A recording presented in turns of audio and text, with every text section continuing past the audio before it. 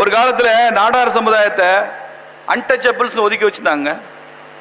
எவ்வளோ பெரிய கொடுமை பாருங்க, எவ்வளோ பெரிய சமுதாயம், எத்தனை லட்சம் பேர் இருக்காங்க, கோடி பேர் அன்டச்சபிள்ஸ். கோயிலுக்குள்ள அனுமதி இல்லை, அது இல்லை. ஆனால் அந்த சமுதாயம் அதெல்லாம் பற்றி கவலையப்படல. எங்களுக்கு அரசாங்கம் இதை செய்யணும் அதை செய்யணும்னு சொல்லவே இல்லை. விருதுநகரில் சுப்பிரமணிய நாடார்னு ஒருத்தர் வந்து குடியேறினார். கடுமையான கட்டுப்பாடு வச்சார், கம்யூனிட்டி எப்படி இருக்கணும்னு. 1885 இந்திய தேசிய காங்கிரஸ் வந்துச்சுன்னு தெரியும். விருதுநகரில் இருக்கிற சத்திரிய வித்யாசாலா பள்ளிக்கூடம் 1885 ஆரம்பிக்கப்பட்டது, நாடார் பள்ளிக்கூடம். அந்த பள்ளிக்கூடத்தை ஆரம்பிச்சுன்னு எழுதியிருக்கிறாங்க, இன்றைக்கு இது துவக்கப்பள்ளியாக ஆரம்பிக்கப்படுகிறது, விரைவில் இது உயர்நிலை பள்ளியாக கல்லூரியாக மாறி இது ஒரு பல்கலைக்கழகமாகவும் மாற வேண்டும் என்பது எங்கள் விருப்பம்னு 1885 எழுதி வச்சிருக்காங்க. தி விஷனரி லீடர்ஸா இல்லையா அவங்கெல்லாம்? அதனால அவங்க என்ன திட்டம் கொண்டு வந்தாங்க தெரியுமா? பிடியரிசி திட்டம்னு ஒன்று கொண்டு வந்தாங்க. ஒவ்வொரு நாடார் வீட்லையும் தாய்மார்கள் சமைக்கிறதுக்கு முன்னால சமைக்கிறதுக்கு அரிசி எடுத்து அந்த உலையில போடுறப்ப ஒரு கைப்பிடி அரிசி எடுத்து தனியா வச்சிருவாங்க. அதுக்கு பேர் பிடி அரிசி. இந்த உலையில போடுற அரிசி எல்லாம் குடும்பத்துக்கு எல்லாரும் சாப்பிட்றதுக்கு. அப்புறம் இந்த ஒரு பிடி பிடிச்சி எடுத்து வைக்கிறாள் அந்த அக்கா, அது அந்த சமுதாயத்தில் உள்ள எல்லாரும் சாப்பிட்றதுக்காக எடுத்து வச்சாங்க. பிடி அரிசி திட்டம். திரும்ப மாச கடைசியில் வந்து ஒருத்தர் அதெல்லாம் வாங்கிட்டு போயிடுவாரு, கலெக்ட் பண்ணுவாரு, அதை சந்தையில் விற்பாங்க. அந்த பணம் நாடார் மகாஜன சங்கத்துக்கு போகும். மகமைன்னு ஒரு சிஸ்டத்தை அறிமுகப்படுத்தினாங்க. என்ன வாங்கினாலும் விற்றாலும் இப்போ கவர்மெண்ட் டேக்ஸ் போடுதில்ல, சேல்ஸ் டேக்ஸ், அது மாதிரி அப்போ அந்த காலத்து சேல்ஸ் டேக்ஸ் தான் மகமை. இப்போயும் இந்த மகமை சிஸ்டம் இருக்கு, அது அந்த சமுதாயத்துக்கு. சரி, இவ்வளவு பணம் கலெக்ட் பண்றாங்களே, பிடியரிசின்னு சொல்றாங்களே, இதெல்லாம் எதுக்கு? எஜுகேஷன், கல்வி கொடுக்கறதுக்கு, பள்ளிக்கூடம் நடத்துறதுக்கு, கல்லூரி நடத்துறதுக்கு, கோவில்கள் கட்டுறதுக்கு. அப்படி சின்ன சின்னதா சேர்த்து வச்ச பணத்துல தான் 28 லட்சம் ரூபாய் சீடு மணி கொடுத்து ஆரம்பிக்கப்பட்டதுதான் தமிழ்நாடு மெர்கன்டைல் பேங்க். நாடார்களது உழைப்புல வியர்வையில உருவானதுதான் தமிழ்நாடு மெர்கன்டைல் பேங்க். 28 லட்சம் ரூபாய் தான் சீடு மணி. உலகத்திலேயே தமிழ்நாடு மெர்கன்டைல் பேங்க் மாதிரி ஒரு சக்சஸ் ஸ்டோரி உலகத்திலே கிடையாது. 28 லட்சம் ரூபாய் சீடு மணியில ஆரம்பிச்சு இன்னைக்கு கோடிக்கு டெபாசிட் வச்சிருக்கிற வங்கி அந்த வங்கி. அமெரிக்காவில் பெரிய பெரிய நிறுவனங்கள், கார்பரேட் வங்கி எல்லாம் மூடிக்கிட்டு இருக்கான். உலக பொருளாதார நெருக்கடியில் 2008 தமிழ்நாடு மெர்கன்டைல் பேங்க் கம்பீரமா நடை போட்டுச்சா இல்லையா? ஒரு சமுதாயம் நடத்துற வங்கி. இன்னைக்கு அது கார்பரேட்டைஸ் ஆயிடுச்சு, இன்னைக்கு அது முழு ஓனர்ஷிப் கம்யூனிட்டி கிடையாது. ஆனாலும் அந்த பேர் சொல்றதுல அவங்களுக்கு பெருமை இருக்குல்ல. எப்படி முன்னுக்கு வந்தாங்க? சரி, அவங்க பள்ளிக்கூடம் நடத்துனாங்க, அவங்க கோயில் கட்டினாங்க, அவங்க கல்லூரி கட்டினாங்க. நேற்று வரைக்கும் என்னை கோயிலுக்குள்ள வரக்கூடாதுன்னு சொன்னேன்ல? ஆமா சொன்னேன். இன்னைக்கு நான் கோயில் கட்டியிருக்கேன்ல? ஆமா, நீ வராத அப்படி சொன்னாங்களா?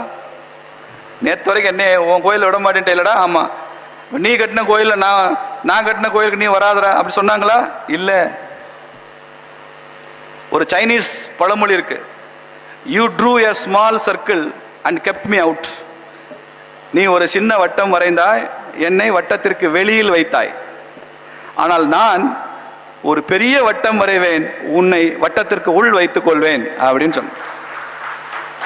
ஏன்னா எனது அணுகுமுறை இன்க்ளூசிவ், எக்ஸ்க்ளூசிவ் இல்லை. நாடார் சமுதாயத்தினுடைய மெசேஜ் அதுதான். You true a small circle and kept me out, but I will draw a bigger circle and I will keep you in. உன் கோயிலுக்கு என்னை வர விட மாட்டேன்ட்ட, பரவாயில்ல ராசா, நான் கோயில் கட்டியிருக்கேன், என் கோயிலுக்கு நீ வா அப்படின்னு கூப்பிட்டாங்க. என் பள்ளிக்கூடத்துக்கு வா படிக்க கூப்பிட்டாங்க, என் கல்லூரிக்கு வா படிக்க கூப்பிட்டாங்க. நானே நாடார் காலேஜில் படிச்சு வந்தவன் தான். அங்க எந்த காஸ்ட் டிஸ்கிரிமினேஷன், ஜாதி ரீதியான பாரபட்சமே கிடையாது. அப்போ பாருங்க, ஒரு சமுதாயம் எந்த அளவு உயருது பாருங்க. நீங்க காமராஜர் உயர்த்திட்டு போயிட்டாரு.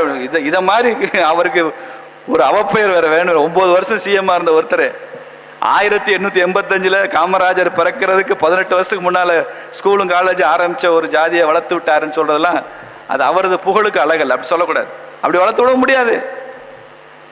தமிழ்நாட்டினுடைய ஜிடிபியே ரொம்ப குறைச்சு 1950களில். இந்தியாவே வறுமை நாடு, சாப்பாடு இல்லை, பட்டினி.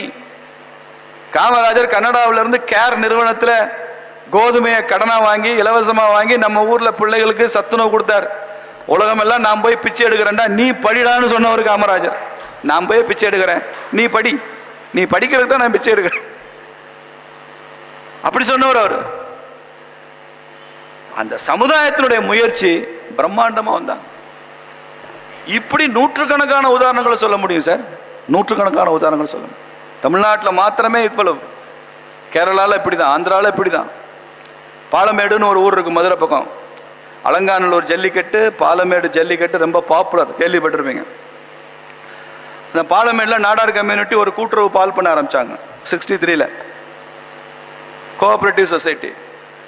இன்னைக்கு நீங்கள் போங்க, பாலமேடில் அது பால்மேடு, அவ்வளோ மில்க் அபண்டன்ட் உற்பத்தி. அவங்களால எவ்வளோ கேட்டாலும் சப்ளை கொடுக்குறாங்க, டிமாண்டுக்கு சப்ளை கொடுக்க முடியல. அந்த பகுதியில் ஒரு 10,000 மாடு அந்த பால் பண்ணையை நம்பி வளருது.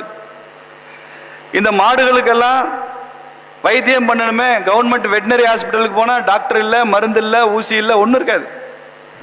அப்போ என்ன செய்கிறீங்கன்னு கேட்டேன். அவர் சொன்னார், நாங்களே வெட்டினரி டாக்டர் அப்பாயின்ட் பண்ணிக்கிட்டோம் சார், நாடார் சங்கத்தில் இருந்துன்னு சொன்னேன். நாங்களே அப்பாயின்ட் பண்ணிட்டோம். அவங்க ஒரு பள்ளிக்கூடம் நடத்துகிறாங்க. அந்த மெட்ரிகுலேஷன் ஸ்கூலில் எல்லா ஜாதி பிள்ளைகளும் படிக்குது, ஏழை பாளைகள் எல்லாரும் படிக்கிறான். நீங்கள் நம்ப மாட்டீங்க, தினசரி 200 மில்லி பால் ஒவ்வொரு குழந்தைக்கும் அவங்க கொடுக்குறாங்க. அரசாங்கம் கொடுக்குற சத்துணவு இல்லை, சமுதாயம் கொடுக்குற சத்துணவு. அந்த ஊரில் தான் ஜாதிக்கு சொந்தமாக ஒரு சினிமா தேட்டர் இருந்துச்சு. இப்போ சினிமா தேட்டர் இருக்கான்னு தெரியல, ஏன்னா தேட்டர்களே அழிஞ்சு போச்சு. இப்போ பாலமேடில் இருந்த சினிமா தேட்டரு நாடார் மகாஜனத்துக்கு சொந்தமான சினிமா தேட்டர். அங்கே இளைஞர்களுக்கு தனியாக பயிற்சி, training, community toilet, community salon, community cinema theatre. யோசிச்சு பாருங்க. அந்த ஊரில் குடிக்கக்கூடாது, நாடார்கள் தான் குடிக்கூடாது சட்டம்.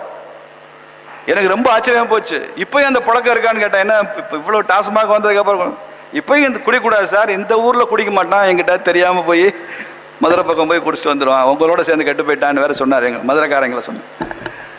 குடிக்கூடாதுன்னு சட்டம், அதை ஃபாலோ பண்ணுறாங்க. எவ்வளவு பாருங்க நீங்க. ஆவின் ஏன் நஷ்டத்தில் ஓடுது? நாடார் மகாஜன சங்கம் நடத்துகிற பால் பண்ணை ஏன் வெற்றிகரமாக ஓடுது தெரியுமா உங்களுக்கு? உதாரணம் சொல்கிறேன். ஆவின் மேனேஜர் எவ்வளோ பந்தாவாக இருப்பார், ஏசி ரூமு. நீங்கள் அந்த பால் பண்ணைக்கு போங்க, அங்கே ஒரு பெரியவர் உட்காந்துருப்பார், அந்த சமுதாயத்தை சேர்ந்தவர். பழைய கால டெஸ்கை வச்சுட்டு கீழே பாயை வச்சு உட்காந்துருப்பார். பால் ஏற்றிக்கிட்டு லாரியில் 2-3 லோடு லாரி மதுரை நோக்கி போகும். இப்போ அந்த பால் பண்ணை கணக்கு எழுதுறாருல, அவருக்கு மதுரையில் வேலை இருக்குன்னு வச்சுங்க. மதுரையில் எனக்கு வேலை இருக்குது, இந்த லாரி அங்கே தானே போகுது, நானும் ஏறிக்கிறேன், அந்த லாரியில் ஏறி வரக்கூடாது. அவர் வேலைக்கு அவர் டவுன் பஸ்ஸில் தான் மதுரைக்கு போகணும். ஆவின் மேனேஜர் அப்படி கட்டுப்படுத்த முடியுமா? அவன் ஏசி காரில் அவனுக்கு வேலை இருக்கோ இல்லையா, அவனும் பொண்டாட்டியும் ஊரெல்லாம் சுற்றுறதுக்கு ஏறி போயிட்டு இருப்பான். அதனால ஆவின் நஷ்டத்தில் ஓடும், இது லாபத்தில் தான் ஓடும். இப்போ இதை பாருங்க, இதை பார்த்துட்டு பல பேர் அதை ஆய்வு செய்கிறாங்க, ஸ்டூடெண்ட்ஸ் எல்லாம். அதையெல்லாம் ஒரு கூட்டுறவு சங்கத்தினுடைய வெற்றியாக தான் காமிக்கிறானே தவிர ஒரு ஜாதியின் வெற்றியாக காமிக்கிறதுக்கு அவனுக்கு துப்பு கிடையாது. இது கோஆபரேட்டிவ் சொசைட்டியோட வெற்றியாது.